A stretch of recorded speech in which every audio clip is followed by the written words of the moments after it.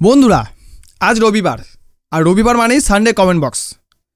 গত রবিবারের Sunday comment box ভিডিওতে ভিউজ অনেক কম এসছে, সেই সঙ্গে কমেন্ট অনেক কম এসছে, কিন্তু সেটাই কোনো আসে যায় না। কারণ সানডে কমেন্ট বক্স আমি কেন বানাই, তার কারণ হলো আমি আমার সাবস্ক্রাইবারদের সঙ্গে কানেক্ট হতে চাই।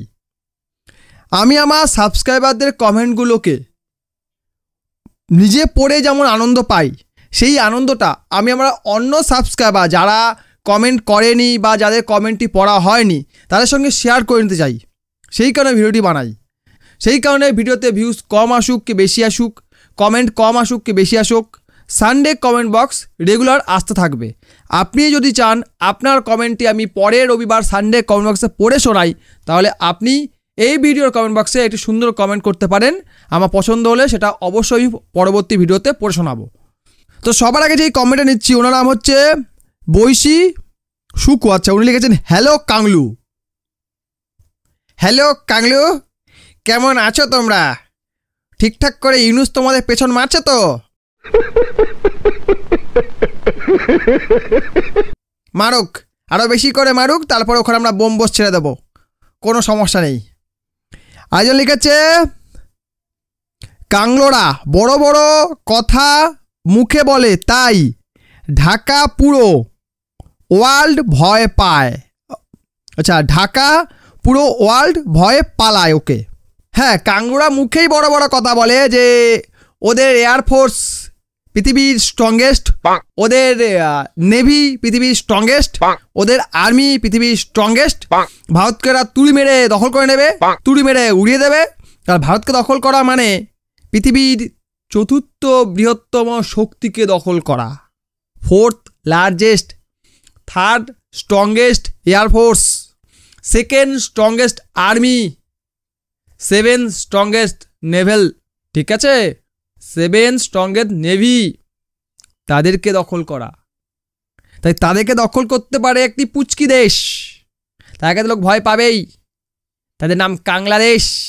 যারা কাংলার মতো যেখানেই যায় তোরা সা দে দে, কুছ তো দে দে, দরকার হলে আমাদের পিছন মেরে দে, বাদ দে দে, কিছু দে দে।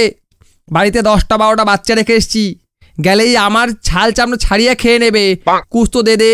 ওদেরকে দেই, খেয়ে বাঁচুক, আবার ওরা বলবে দে দে, কুছ তো দে দে।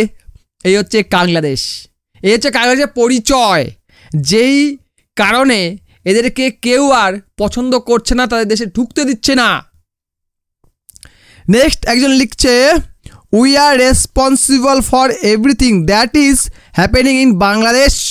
উই আর বলতে আপনি যদি বাংলাদেশি হন অবশ্যই, I agree, but just I would like to remember them. We are not responsible for one thing at last, that is their birth.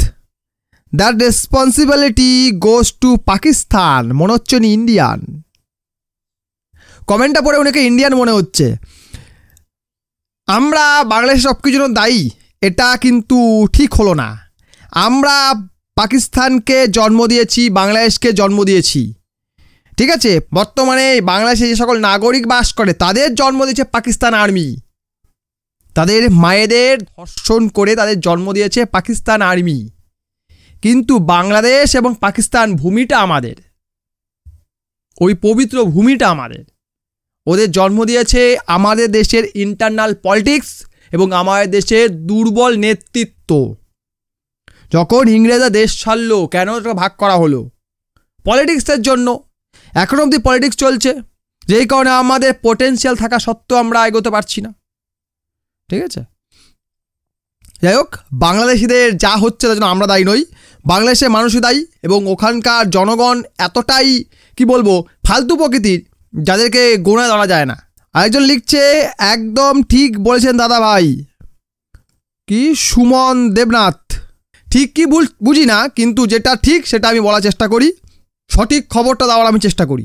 আরেকজন লিখছে, এনার নাম নবকুমার মাঝি। ওকে, ভাবনা একদম ঠিকই। আমরা মানুষেরা ক্ষুদ্রতম প্রাণীকে ভয় পায় কেন? যে কামড়ালে প্রাণঘাতী হতে পারে, যেমন মশা। মশা কামড়ালে ম্যালেরিয়া, এনকেফ্যালাইটিস, জাপানি রোগের নাম আচ্ছা হতে পারে। এছাড়া একটি পা পুরোপুরি ফুলে ফেপে যায়, যাকে বাংলাতে গোদ বলে, মশার কামড়ের জন্য। কাজেই বাংলাদেশ একটা মশার জাত, কামড়ালে ভয় তো হবেই। ভারত মানুষের জাত, মশাকে ধোয়া দিয়ে ফু মন্ত্র বা বেগুন স্প্রে দিলেই শেষ।